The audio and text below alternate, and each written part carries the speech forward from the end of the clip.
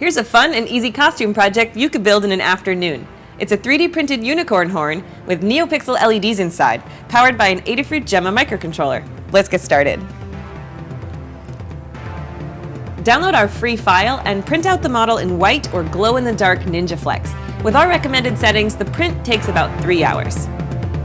These sew tabs make it really easy to attach to a hat or headband or hoodie. You get the idea.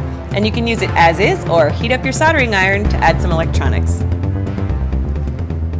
This seemingly simple object was actually quite complex to model for 3D printing. So Noe made a layer-by-layer video detailing all of what he did in CAD and the special considerations for printing, including dual extrusion for a multicolored horn. I'll put the link in the description.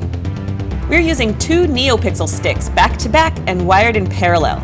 Use silicone-coated stranded wire to connect the digital inputs together, as well as power and ground. Also add long wires to connect up to Gemma. Load the simple rainbow sketch onto Gemma using the Arduino software, and test your circuit before sticking the NeoPixel boards together with foam tape. To make a simple headband, measure 2 pieces of grosgrain ribbon to fit your noggin, and zigzag stitch them together along the edges. Fold over and stitch the ends together around an elastic hairband to get a nice stretch fit.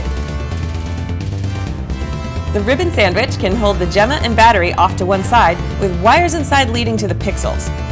To build the circuit on a baseball cap, thread the wires through a hole in the front before soldering to Gemma. A little optional fiber fill can help keep the pixels centered in the horn. All that remains to do is hand stitch it in place through the sew tabs. And just like that, Adafruit is a unicorn company. This is a great last-minute Burning Man or Halloween project, and there's plenty of room to put your own spin on it with sensors and LED animations. I can't wait to see what you make in our weekly Show and Tell Hangout on Google+.